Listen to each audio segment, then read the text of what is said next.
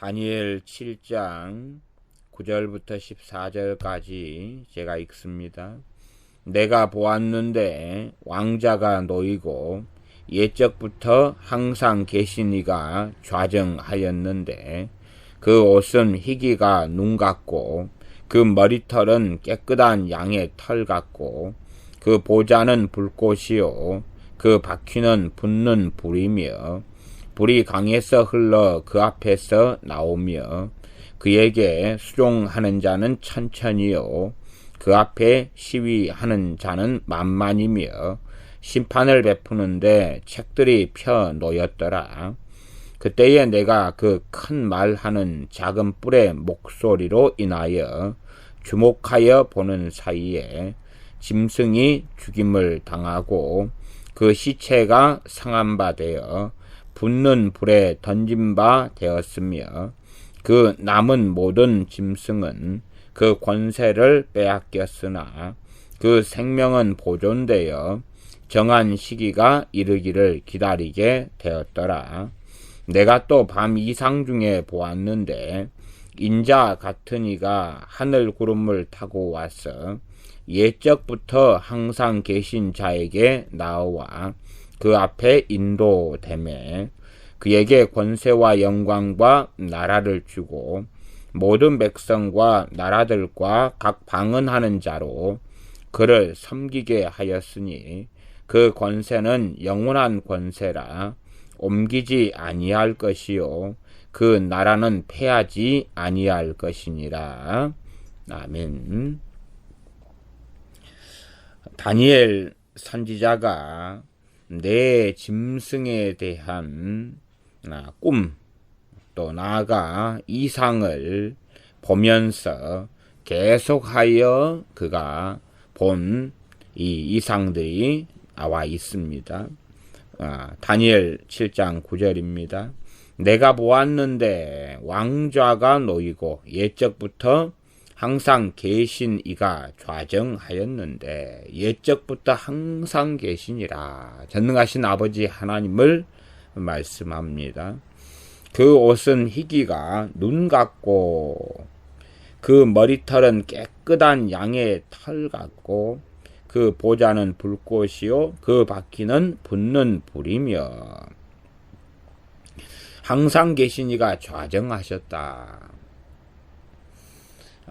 이 하나님의 형상을 따라서 사람이 지어지고 만들어졌습니다. 그런 의미에서 이제 저는 이 하나님의 형상의 부분을 실상은 두 가지로 저는 생각하고 이해합니다.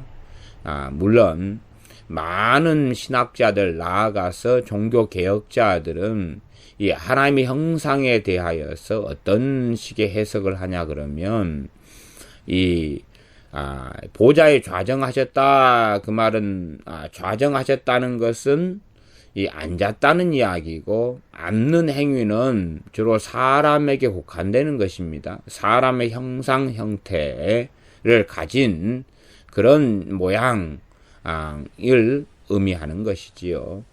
그런데 이제 종교 개혁자들 이런 경우는 특별히 칼빈 목사님이나 이런 분들 이 하나님의 형상 모습이 머리털의 이야기가 나오고 또 옷 이야기가 나오는데 이것은 그냥 사람들이 이해할 수 있는 그러한 형상 형태로서 자신을 계시하신 것일 뿐이다.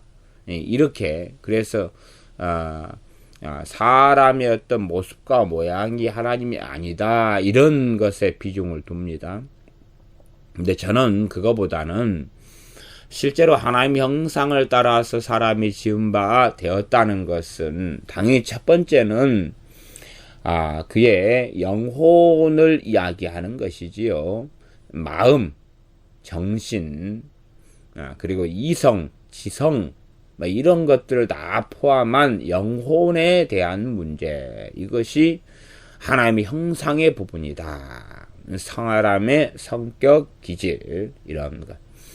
그 다음에 이제 두 번째는 이 영혼을 담는 그릇이 육체이지요. 그래서 최소한의 이 사람의 모양, 모습, 두 눈이 있고, 코가 있고, 입이 있고, 이러한 사람의 모양, 모습과 그것이 하나님의 형상의 부분과 또한 관련이 되어져 있지 않은가, 그렇게 생각을 합니다.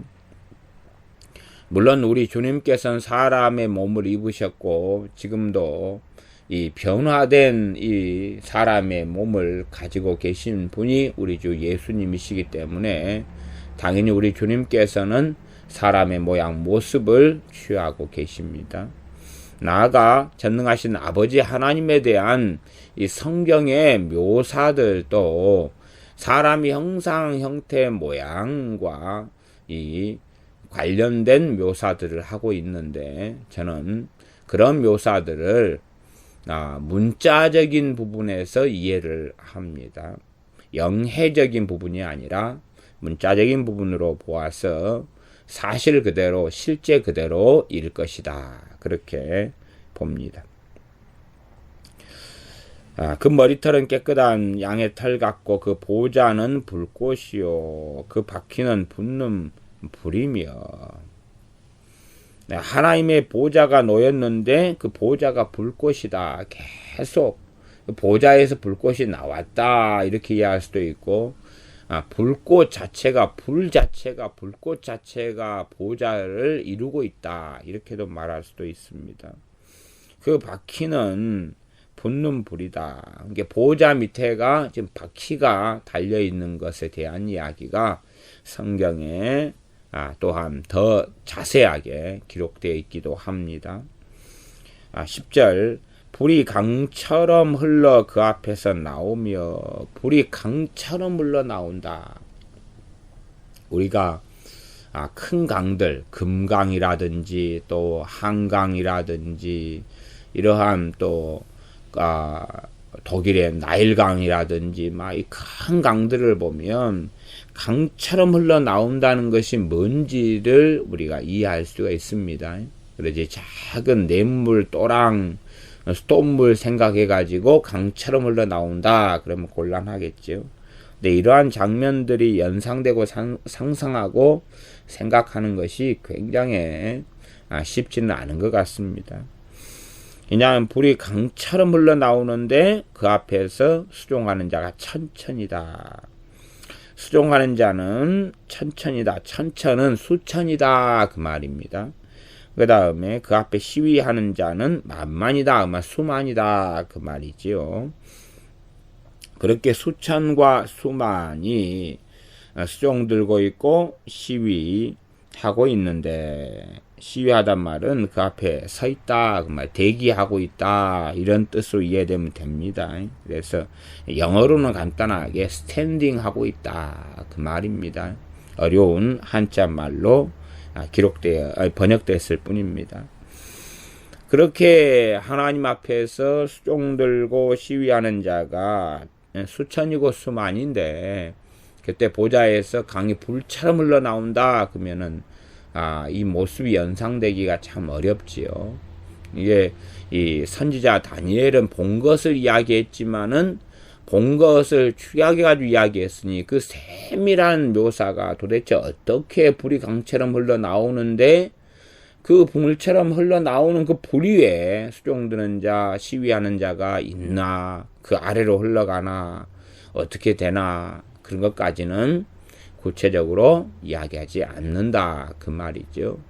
그 다음에 시위하는 자나 수종하는 자도 뭔가를 딛고 서 있을 거 아니에요. 허공에 떠 있다든지, 밑에가 대리석을 딛고 있다든지, 아니면 구름 위에 있다든지, 불 위에 있다든지, 뭐 그런 것은 다 생략하고 없다는 이야기입니다. 이 정도만 가지고는 이러한 실제적인 상황을 우리는 간략 대략 조금만 알 뿐이지 전반적인 구체적인 것은 알 수가 없는 그런 설명입니다.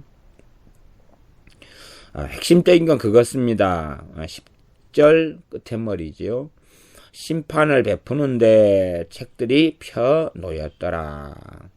심판을 베푸는데 책들이 펴 놓였더라. 심판하시는 분이 하나님이시다. 자, 그런데 10절에는 굉장히 중요한 성경의 진리가 나왔습니다. 심판을 베푸신다는 것입니다.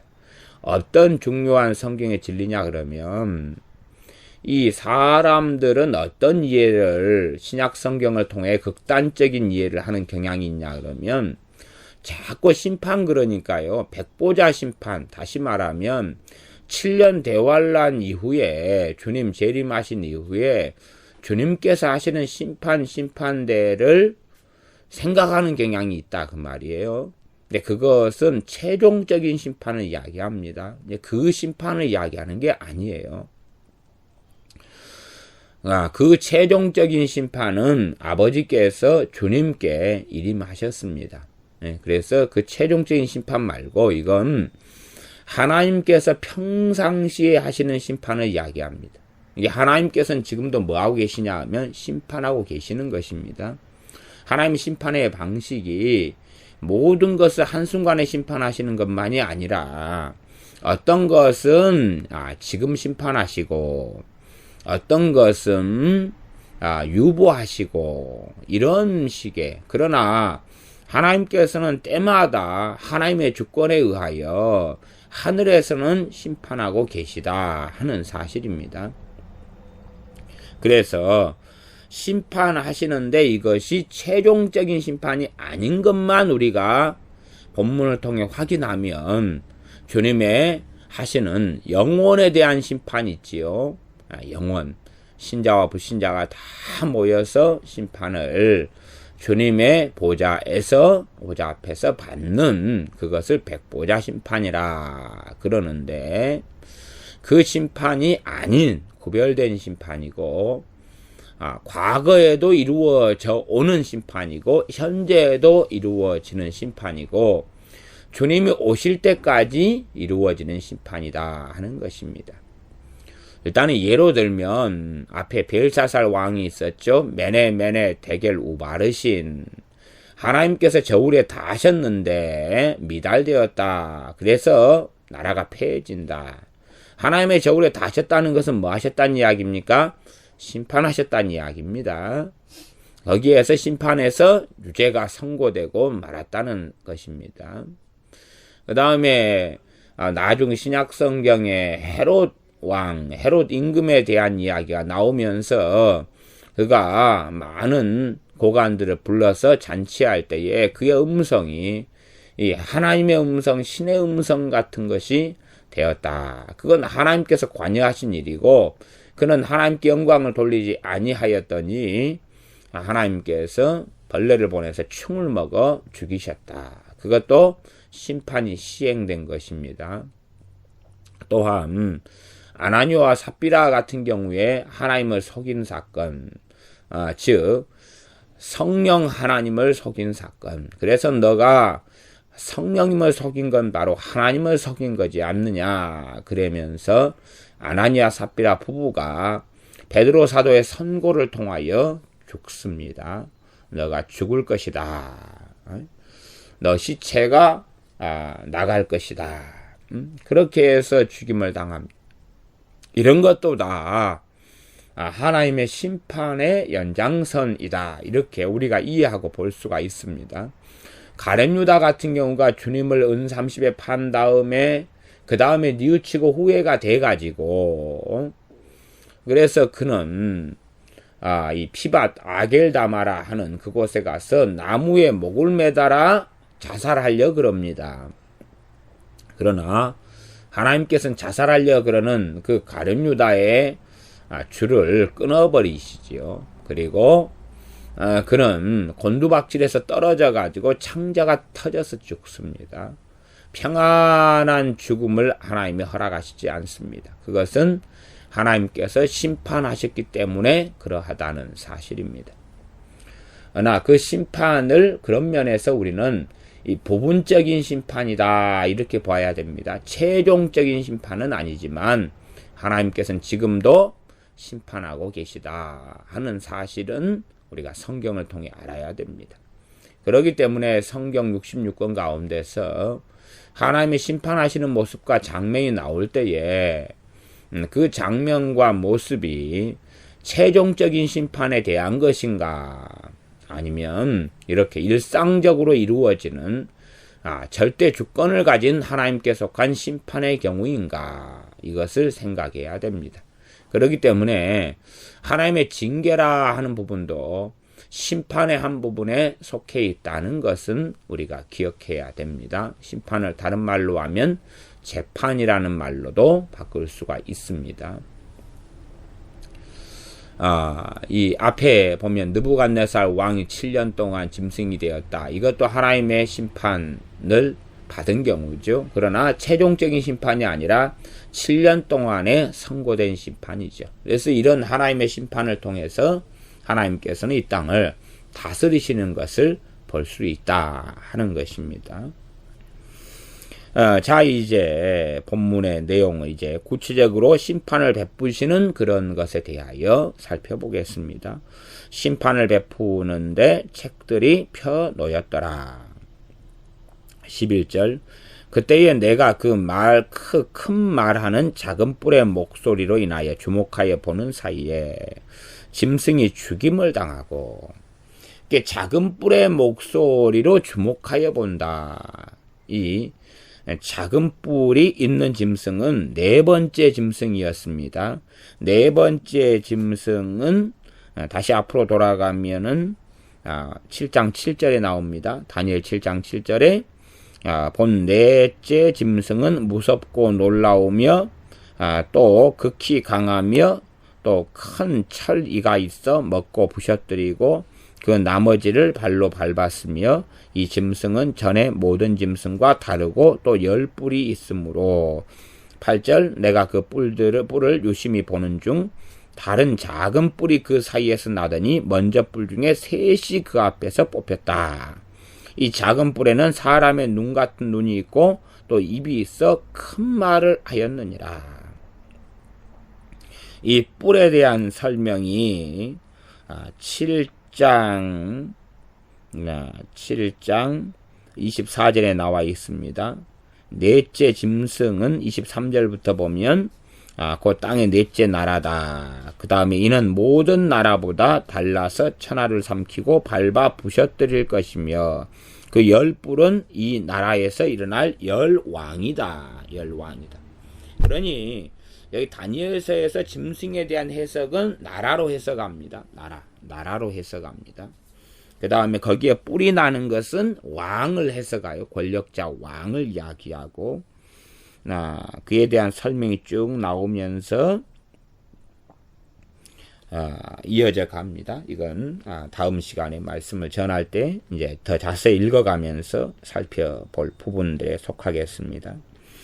그렇게 해서 이 자세히 본문을 다시 7장 11절로 살펴보면 그 큰 말하는 작은 뿔의 목소리나에 주목하여 보는 사이에 짐승이 죽임을 당한다. 그러면 이렇게도 이해할 수 있습니다. 그 작은 뿔이 지금 큰 악한 일을 행하지요. 왜? 작은 뿔과 관련된 성도들을 한때 두때 반때를 죽이고 성도들의 이 권세가 성도들의 권세를 이기고 이 한때 두때 반때 이것을 성경적인 연계산으로 한다면 3년 반 이렇게 볼 수 있는데 그동안에는 성도들이 죽임당하고 성도들의 권세가 통하지 않아버리는 그런 때다. 그런 거지. 이런 상황 속에서 짐승이 죽임을 당한다. 짐승이 죽임을 당하는 건 뭐겠습니까? 나라가 멸망하는 거죠. 그런 면에서는 이 10뿔 다음에 3뿔을 뽑아버리고 나오는 이 작은 뿔이 이것이 마지막 왕이 된다. 이렇게 이해할 수가 있겠습니다. 그렇게 해서 대부분 이 역사에서는 어떤 일이 대부분이냐 그러면 믿는 사람들을 죽이고 멸망시키고 이러한 많은 왕들이 있어 왔는데 이 왕들이 그런 일을 1년, 2년, 3년 이렇게 행한 다음에 바로 죽습니다. 한 3년 정도 때 죽는 사람들이 많은 것 같아요. 네, 이런 일들, 믿는 사람을 핍박하고 학살하고 막 수백 명, 수천 명씩 학살하고 그 다음에 몇 년이 안 되어서 죽습니다. 이런 일들이 많은데 이것이 하나님의 심판에 속하는 부분이지요. 아직 김정은이 같은 경우도 믿는 사람을 강제 수용소에 넣고 성경만 소지하고 있어도 총살을 시켜 죽이고 이렇게 하고 좀 나을 때는 강제 수용소에 보내서 개돼지 짐승 같은 삶보다 못한 삶을 살게 하고 있습니다. 이에 대한 하나님의 심판이 언제 임할런지를 우리는 기다리는 것이지요. 그래서 짐승이 죽임을 당하고 그 시체가 상한 바 되어 붙는 불에 던진 바 되었으며, 시체가 상한 바 되었다. 그러면 나라가 이제 완전히 황폐화되고 붙는 불에 던져졌다. 그럼 나라가 불태워지고 황폐화되고 비참해지고 이런 것을 이야기하는 것 같습니다. 그 다음에 12절, 그 남은 모든 짐승은 그 권세를 빼앗겼으나, 짐승의 권세는 나라를 이야기하죠. 나라의 공력, 나라의 힘, 이런 거지요. 근데 그 생명은 보존되었다. 그러면 나라의 명맥은 유지되었다. 그 말입니다. 나라의 명맥은 유지되었다. 내 짐승 가운데 권세는 빼앗겠다. 이것이 이제 심판의 내용이다. 그 말이요. 심판을 하셔가지고, 넷째 짐승은 끝장을 내버리셨고, 그 다음에 앞에 첫째 짐승 사자, 같은 짐승, 두 번째 짐승은 곰 같은 짐승, 세 번째 짐승은 표범 같은데, 새의 날개 넷이 있고, 그 다음에 머리 넷이 있는 그 짐승. 그래서 첫째, 둘째, 셋째 짐승은 권세는 빼앗겼다 그 말이고, 그러함에도 그 생명은 보존되었다. 이것이 심판이다 그 말이. 언제까지요? 그 정한 시기가 이르기를 기다리게 되었더라. 정한 시기는 이제 완전히 이 나라가 멸망되어질 때까지의 얼마 동안은 보존되었다 그 말이죠. 그래서 당장 심판은 임해가지고 나라의 권세, 능력은 다 빼앗겼으니 나라는 아마 축소되지 않았겠어요. 땅들이 다 다른 나라, 다른 곳에 빼앗기고, 그 다음에 이제 명맥은 유지된다는 것이 일반적으로 속국의 형태가 됐다. 그 말을 이야기할 수 있습니다. 지배되는 속국이 됐는데 아직은 명맥은 유지되었다. 그러다가 어느 때가 되면 속국에서 이제 완전히 없어져 버리는 그런 곳이 되어질 거다. 그 말입니다. 신약시대 초기에 세례 요한이 왔을 때에 이스라엘, 그 유다, 이 땅도 지금 명맥은 유지가 되었죠. 속국이 돼가지고 왕 같은 경우도 이스라엘 사람이 아닌 이런 사람인 헤롯 같은 사람이 로마의 권세를 위임받아서 왕이 되고 통치합니다. 그래 실제적으로 이제 유다 왕과 다윗의 왕과 이런 것은 거의 무너지고 없지요. 그러지만 나라의 명맥은 유지가 됩니다. 속국으로서 조공을 바치고 세리를 통하여 세금을 거두고 그래서 가이사에게 보내고 이렇게 되어지다가 AD 70년에 완전히 이제 무너지고 맙니다. 그래서 나라 자체가 없어지고 말지요. 이것도 다 하나님의 심판에 인한 결과입니다. 그러다가 1948년에 이 불가능했던 나라가 없어진 다음에 다시 생겨날 수 없었던 나라가 장장 1900년 정도라는 정말로 놀라운 이 시간이 흐른 다음에 다시금 형성되고 만들어진 것이 지금의 이스라엘이지요.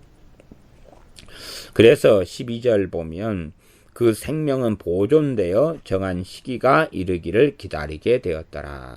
나라의 명맥은 유지가 되는데 그 유지된 나라가 세 나라였다 그 말이죠. 첫째 짐승, 둘째 짐승, 셋째 짐승, 이것은 명맥이 유지가 되고 있다가 이제 어느 때에 없어졌다 그 말이죠. 그것을 요즘 번역상으로 이야기하면 목숨만은 얼마 동안 살아남게 되었다. 얼마 동안 그런 내용의 번역이 되어집니다. 그러니 지금까지 유지가 됐다가 주님의 백보자 심판 때까지 7년 대환란 때까지 유지가 된다. 이렇게 보는 해석은 좀 곤란한 부분이 있을 수 있습니다. 물론 이 내 나라 내 짐승에 대한 이 꿈, 이상, 환상을 보는 견해를 어떻게도 볼 수 있냐 그러면 이 중의적인 애언이고 중의적인 환상이고 점진적인 성취라는 면에서도 볼 수가 있습니다. 성경에 있는 하나님의 예언은 참 놀랍고 신비해서 중의적인 경우들이 아주 많습니다. 물론 중의적이다 할 때에 그것을 알레고리적으로 영해적으로 해석하는 것은 아주 곤란합니다.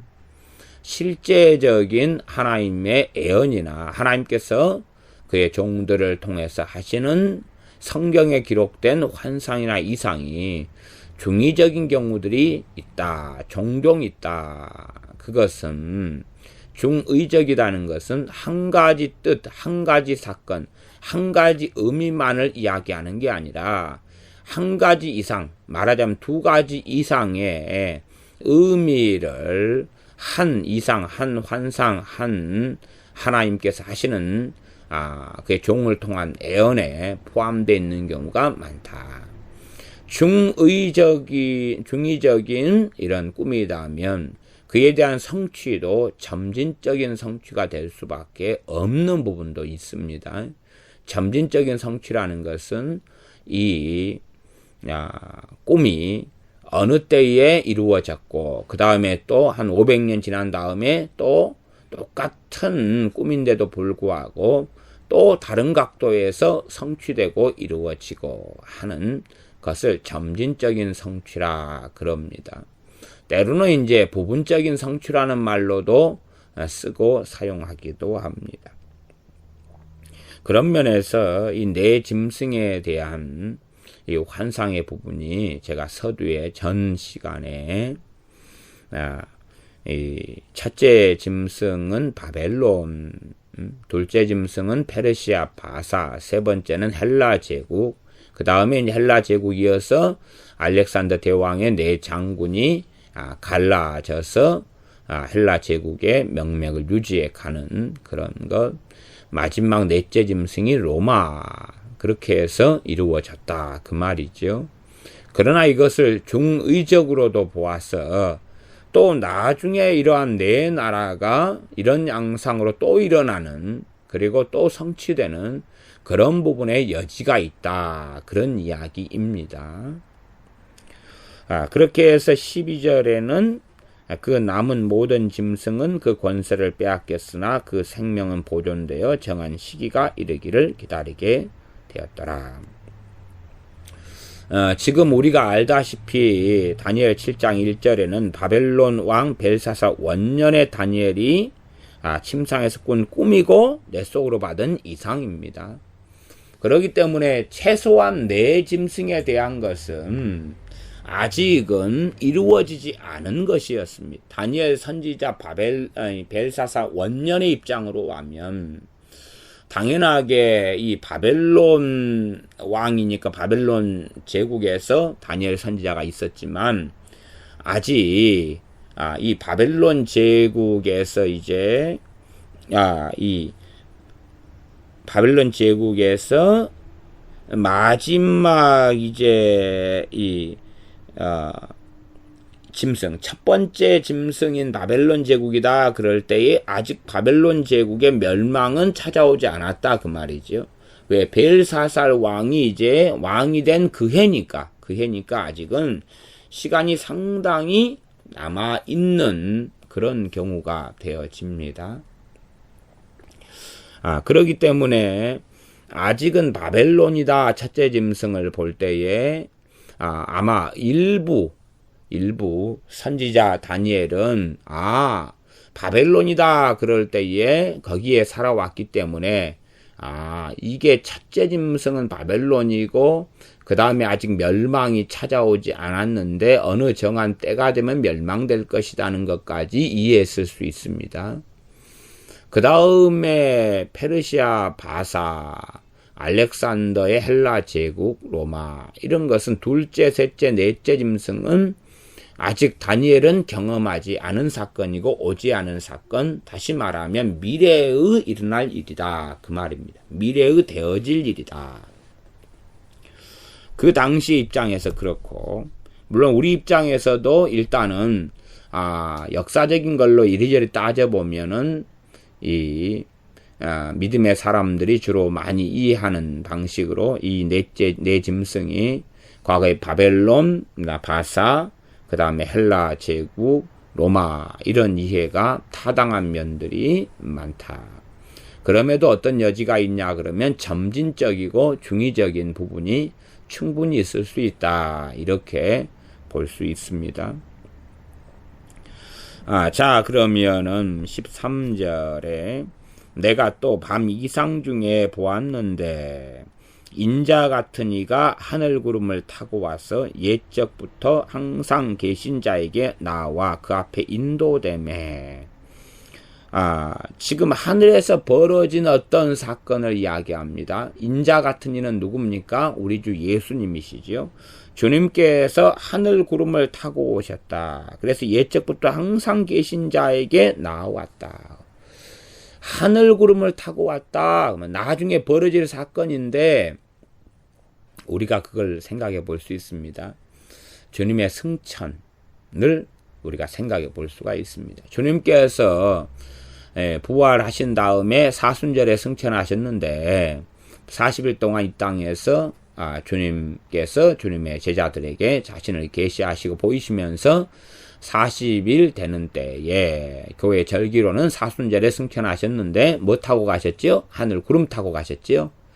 구름 타고 가셔가지고 바로 도착한 상황이 이 상황이다 하고 우리가 생각해 볼 수 있다 그 말입니다.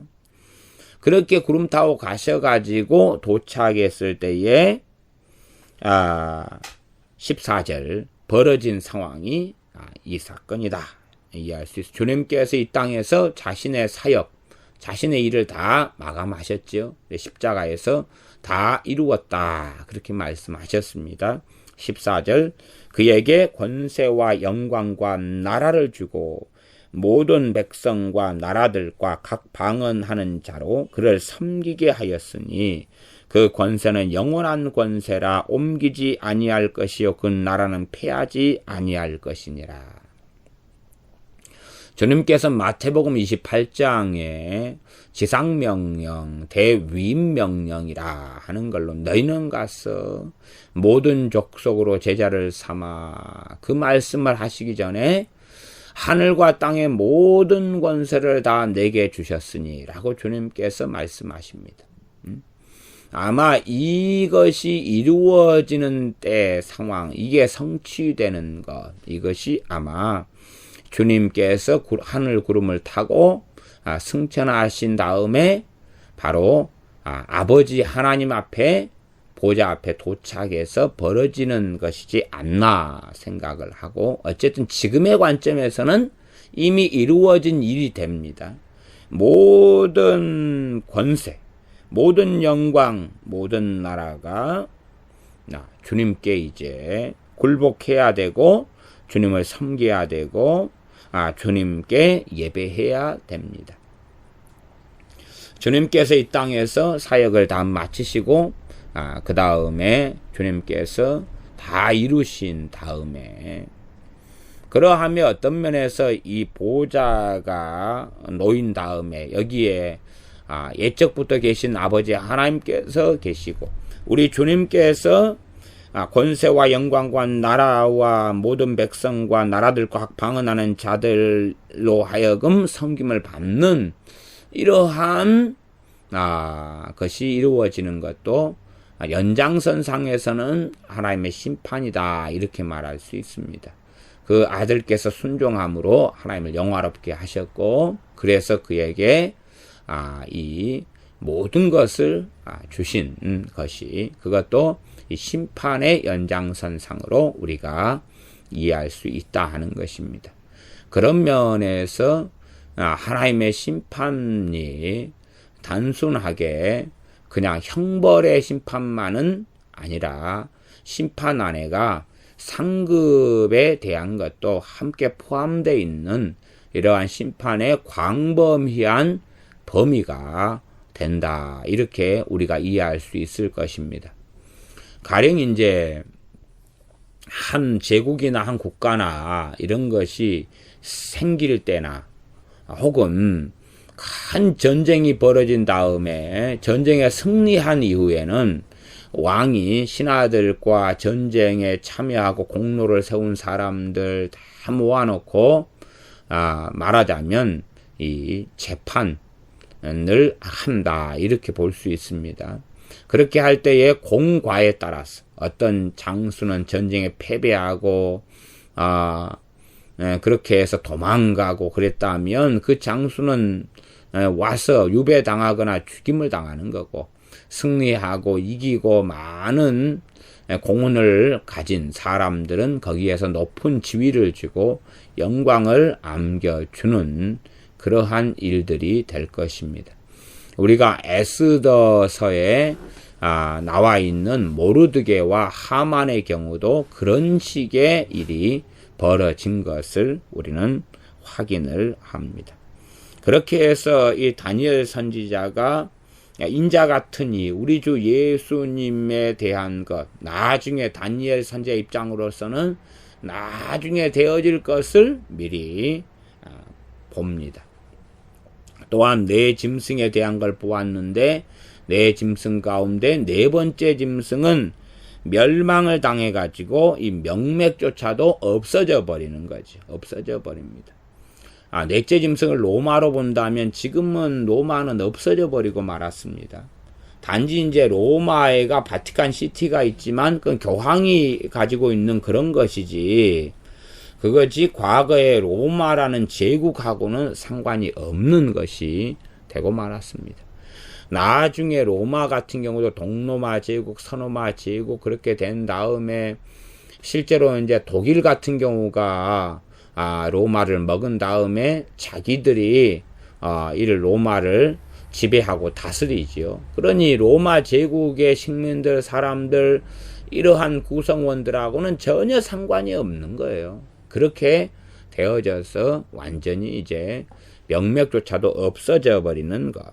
이것이 넷째 짐승에 대한 심판 나오고, 새 짐승은 명맥은 유지되다가 어느 때에 하나님의 정한 시기까지는 권세는 빼앗기고 나라의 국력은 빼앗긴 다음에 유지되게 하셨다가 정한 시기가 되면 이제 정리하신다. 이런 것까지 다 심판을 행하시는 하나님에 대한 말씀을 보면서 우리 주님께서 권세와 영광과 나라를 받는 것까지 우리가 다니엘의 꿈 이상을 통해서 봅니다.